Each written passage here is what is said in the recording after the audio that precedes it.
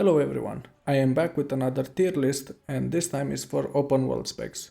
Because lately I had limited time to play Guild Wars 2 compared to the previous month, I found myself doing some riff hunting, metas and then logging out, or maybe do a quick strike if it was as a daily. But it's easy to have fun in open world even with less playtime. While testing specs to see which would work best for me, I was thinking that I haven't done an open world tier list and decided to make this video in case you are wondering too. Let's get to the tier list. I will use the same template in Tier Maker from S to D rating and I will review randomly each class with all its specs. So I will start with Necro. The main spec is decent for open world, but I wouldn't put it further than B tier as it does less damage than all elite specs, but it's very tanky with the shroud and easy to level up.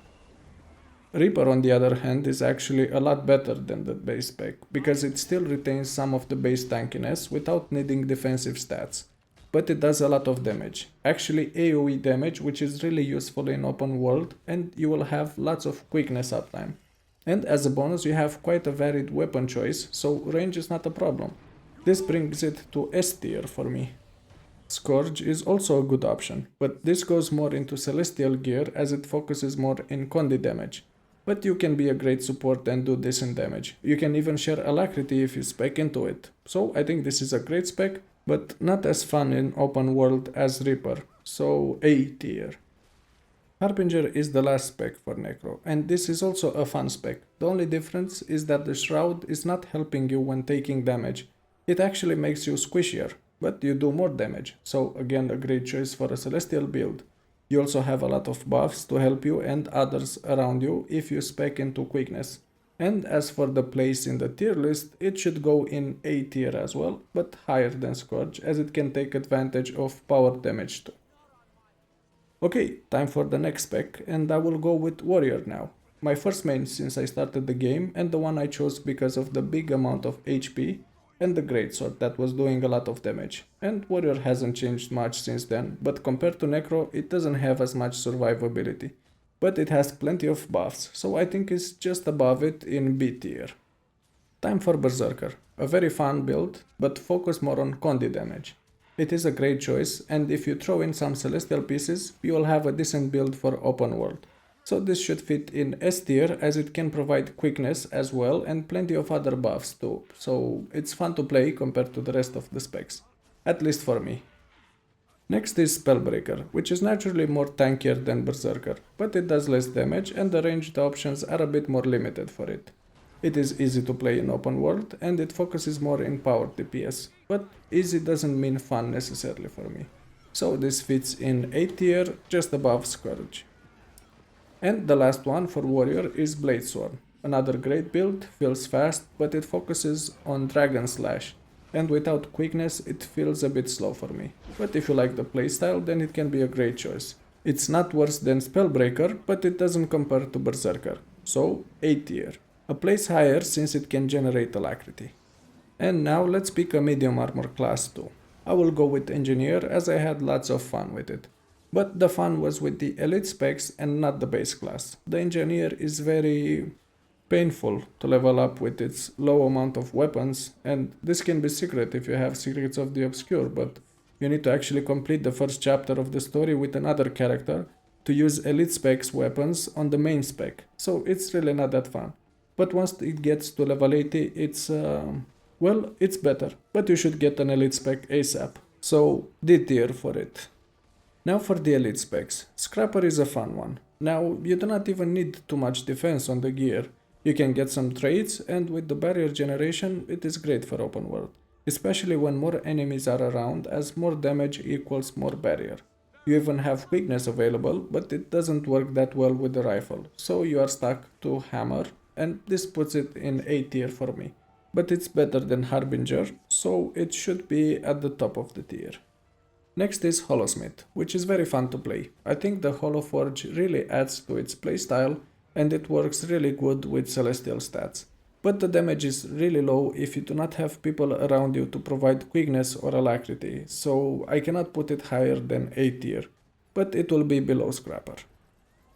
And Mechanist, the best pet class in the game. I will just skip straight to the rating, which is S tier.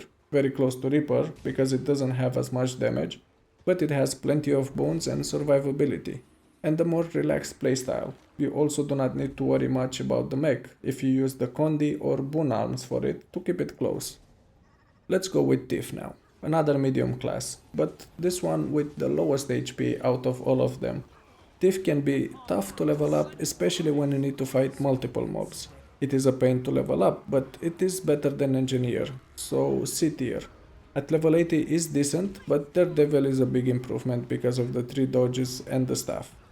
And speaking about the Daredevil, this is great compared to the base class, but okay for open world compared to other specs. It is really nice now that you can use double pistols to get some range, but it's still very squishy and you do not have quickness or alacrity. So this puts it in B tier, top of B tier. Deadeye on the other hand is focused more on range and stealth, and it does a lot of damage. But as Daredevil it is very squishy. You need to get some vitality and toughness on your gear, which means your DPS will have to suffer. But at least with Deadeye you got access to quickness, so A tier. And Spectre, which is the long-awaited answer to Thief's squishiness and support. I think this is a very nice build to play in group content. In open world, playing as Condi feels slow, but at least you have some AoE damage and the Shroud for defense, and it works really well if you use Celestial stats and spec into some support skills to give some healing around as well. So this is higher in the tier list, but still A tier. I think it's somewhere between Harbinger and Spellbreaker, since it is more complex to understand the mechanics. Let's go with Elementalist now, the downstate class as it is known in Guild Wars. It's fun to level up and you have plenty of AoE skills compared to Thief. I actually enjoyed it while leveling, but the elite specs have much more to suffer, so this is also B tier, right below Necro. Tempest is next, and it is a very good open world spec. It has everything you need, and if you add some Celestial gear, it will be tanky. You can heal yourself or others in Water Attunement, you do lots of damage, and there are lots of buffs available. So S tier, and the place in S tier should be ahead or before Reaper. I think it's actually ahead because the hammer does so much DPS now. Time for Weaver, a very fun spec to play. It does lots of damage with other players around that give some buffs. But other than that, it works really good with Celestial gear and it has low HP, but that is pretty much it. So this fits in the lower part of A tier, right between Scourge and Deadeye. And Catalyst, another fun spec for Elementalist. Actually for me it became really fun when I started using Sword Warhorn for open world with the quickness build. It felt really great, and in meta events and general open world I didn't need any Celestial gear. The only requirement for Celestial gear would be to solo champion hero points or champion bosses in events. But for story and general open world it is great. I will put this in S tier, but behind Tempest as the playstyle is more on the complex side. Getting back to heavy armor classes, let's go with Guardian now. This class feels low when you level up as you do not have much mobility and the skills feel delayed. At least for me. The only spec that made it better was Willbender. But this doesn't mean it's bad. Even though it has the least amount of HP from the heavy armor classes, it has plenty of defenses and buffs. I actually had a lot of fun at level 80 with the core build card farming hero points in Maguma. So this is actually quite good. I think it's actually better than Daredevil because of its defenses. So A tier. Next is Dragon Hunter, a really good choice for open world. The virtues are more powerful compared to Core Guard and you also have a ranged DPS option. But for some reason I feel squishier on this spec compared to Core Guard. It's still good and it does way more damage, but it's not higher than A tier. It should be a bit better than Weaver because of the defenses and buffs that it has as a guard spec. Firebrand now, which is actually very good for open world, especially with a full Celestial build. You have the tomes, the buffs, quickness, and plenty of defenses. And bonus, you can use it in group content too when not too much healing is needed. So I think this is at the top of S tier. And the last one is Willbender, my favorite Guardian spec because of the animation speed and feel of the class. I played it a lot in open world and I like that it has good mobility, so it doesn't really need a ranged weapon.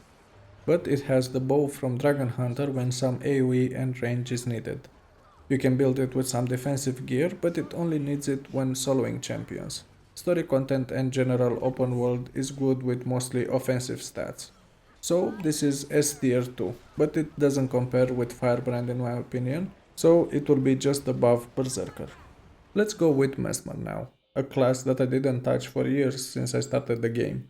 It looked too complicated and my warrior was all I needed. But at a point you start to look for a challenge, and I found it in this class. The leveling experience was so bad I used an experience scroll and tomes, but at level 80 it felt completely different. I had so much fun with it and did very decent damage, so this fits in B tier, right above Elementalist. Chronomancer is a different story for me. I like it because it has the 25% increase in running speed. It has either quickness or alacrity, it can do healing too. You can build this to be a tank that does some damage so no champion will be safe from you. But I do not feel that connection with the spec. I will not take points from it because of that. It is still a great choice in open world and group content, but a bit more on the complex side. So this is in S tier, right below Berserker. Mirage is on the complete opposite in regards to the connection. For some reason I really like the class. I think because it is very easy to avoid the damage and do damage in return. There really isn't anything much to say, just slap some celestial gear and enjoy the game. The only downside is that the running speed feels like a snail compared to Chrono. You have the teleports at least, but still it's not that great. And for the rating this will fit in S tier 2, just above Reaper. And Virtuoso, the other spec that I used in open world before Mirage. It is a good spec, nothing special, it has nice damage, it can take a few hits, and it does lots of AoE. It works very good in story content and general open world, but you need some defensive stats for champions. So this will bring it only to A tier, right behind Spectre I think. Okay, we got only two classes left. Let's go with Revenant. Another class that I didn't use for many years after it was added because of the energy mechanic.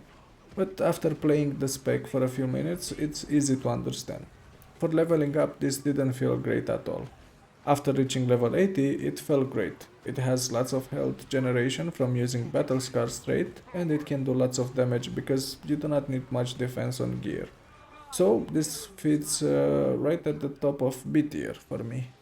Next is Herald, which became the best spec for Revenant in the latest patch, and open world is no exception.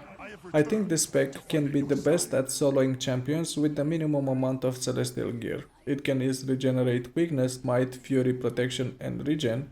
You can fully switch to heal by picking centaur instead of assassin or dwarf for tougher enemies. And I think this is the right up there with Firebrand and Tempest. Actually better than Tempest. So S tier. Renegade now, another good spec for open world, but instead of quickness, this spec generates alacrity. But in order to make it bring the best in it in open world, you need to take more celestial gear, and this means you will need to have Malix as a legend on your skill bar to take advantage of that condi damage. But in regards to survivability, it is as great as Herald. So it's just a bit above A tier, so S tier. And the last Revenant spec is Vindicator. A great spec for open world actually. It doesn't have much range, but Herald doesn't either. You just have good mobility, nice DPS and a lot of survivability. You can switch to Saint Victor to heal up and take less damage without getting many celestial pieces. So this should fit in A tier, but right above Scrapper. Let's rank the Ranger now. I think this is actually a very nice class to level up and use at level 80, especially from an RP point of view. The longbow is really good and does lots of damage, and you have plenty of other weapons to use for range and melee combat. You'll also have the pet to take the hit away from you in many situations, and you can even switch between two of them. So this is a great class, but comparing it to others, it feels good, but it's right behind Necro for me, so B tier. Time for Druid, a very good spec to use with celestial gear and an offensive build. You'll have lots of healing and DPS at the same time. I think it works great in open world, and you have range too with the short bow.